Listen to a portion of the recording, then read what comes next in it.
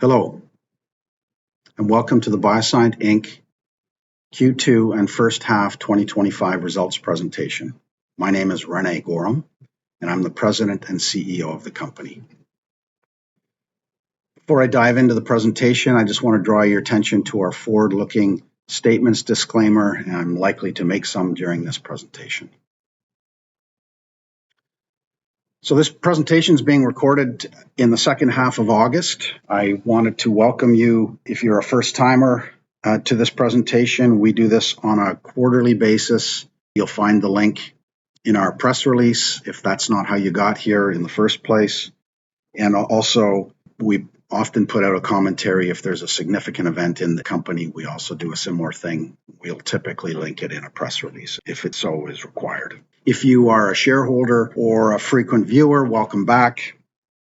We're recording this presentation, as I said, in the second half of August. So not only have we had a good start to the year, which I'm going to speak about in a couple of moments, but we really are halfway through the third quarter, and the business across the board on a Canadian pharma, international pharma, and legacy basis is performing well. So that momentum that we've built up through the first 6 months of the year has carried on, and we see good momentum as we work towards the latter part of the third quarter.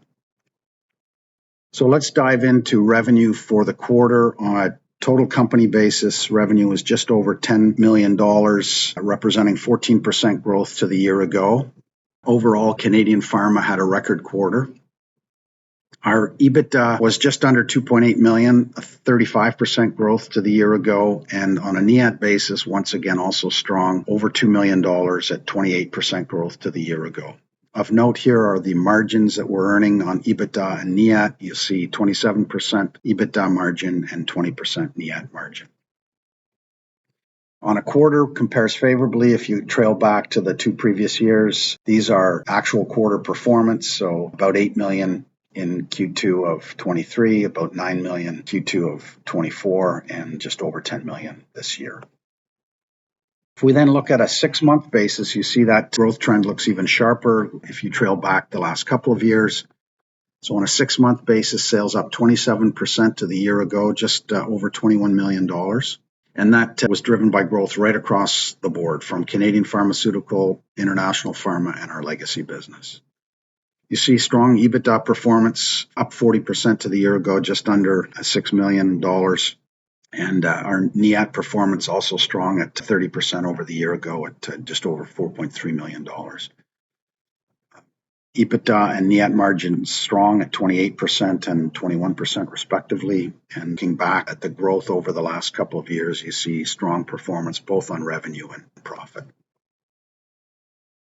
So if we dive into the business units or the brands, you see in the quarter, Canadian pharma sales at $9.3 million. That was up 9% versus the year ago.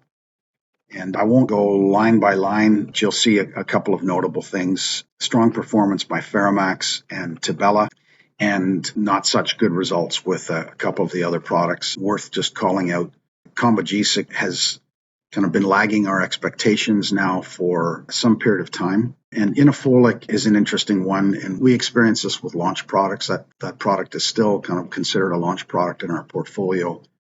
And you see down 9% in the quarter, up 94% on a 6-month basis. So that does happen with launch products where you'll have kind of inventory builds throughout the course of the year, and that might distort a quarter performance.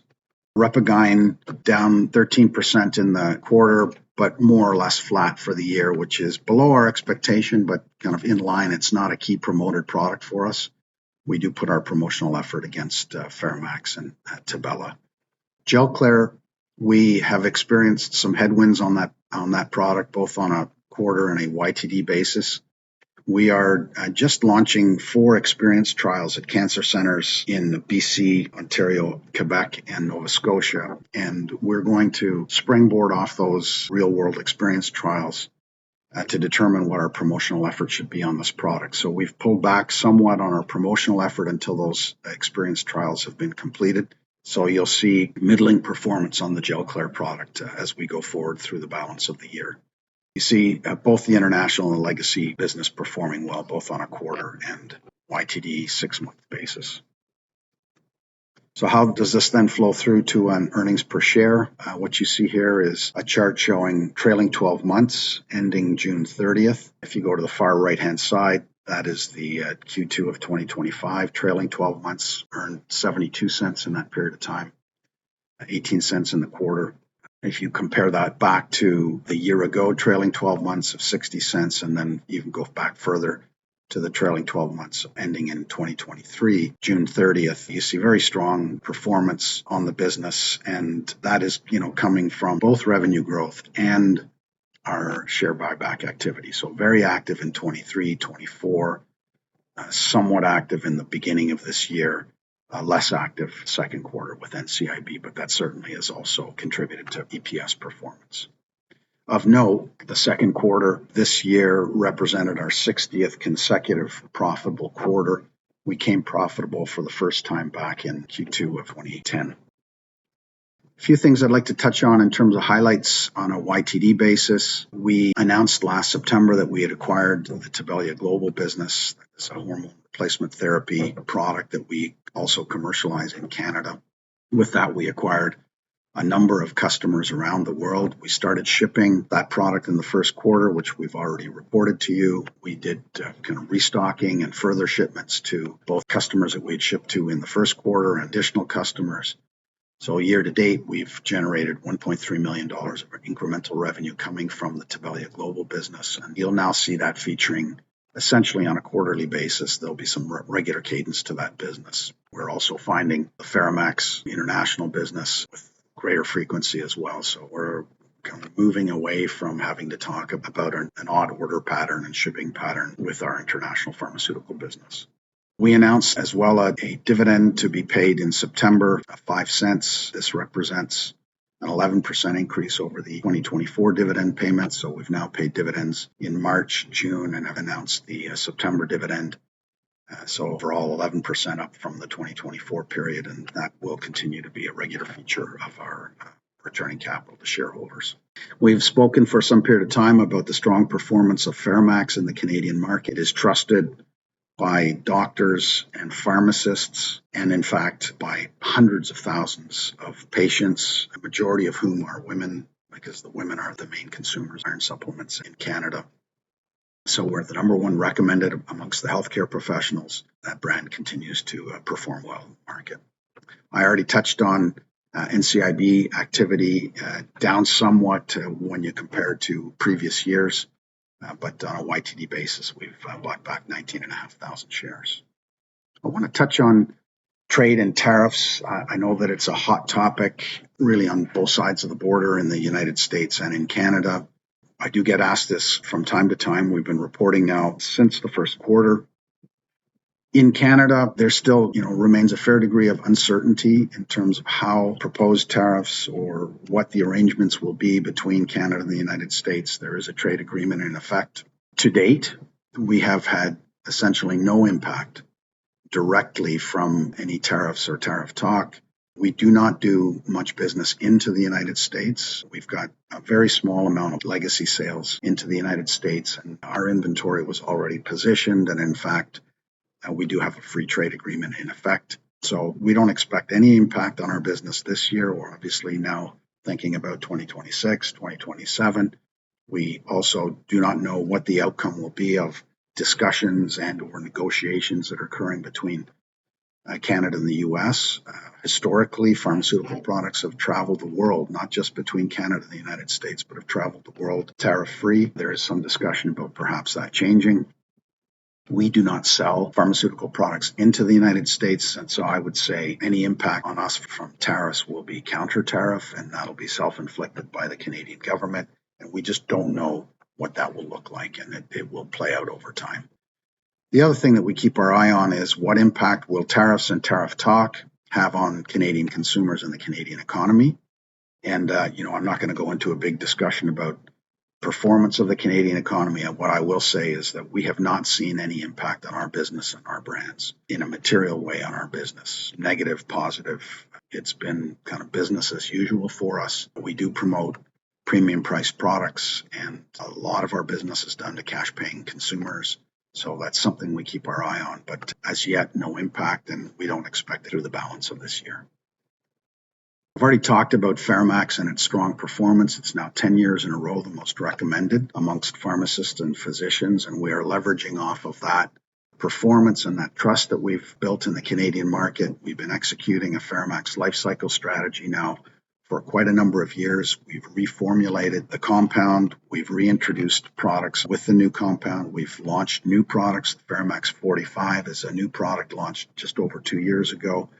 It's still considered a launch product in the kind of Biosyn vernacular, and has been performing well. It's growing at high double digit versus year ago, and certainly contributing both incremental revenues and overall revenue performance for the FairMax brand.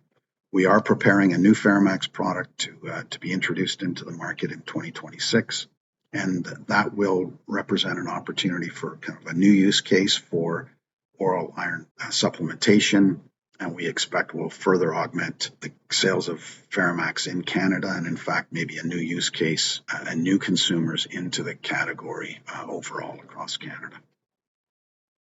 So we have been busy over the last 5 years with innovation, product launches, and acquisition. That acquisition being the Tibelia Global hormone replacement therapy product last September, which I've already spoken about, it contributing now to revenue both in Q1 and Q2 of this year.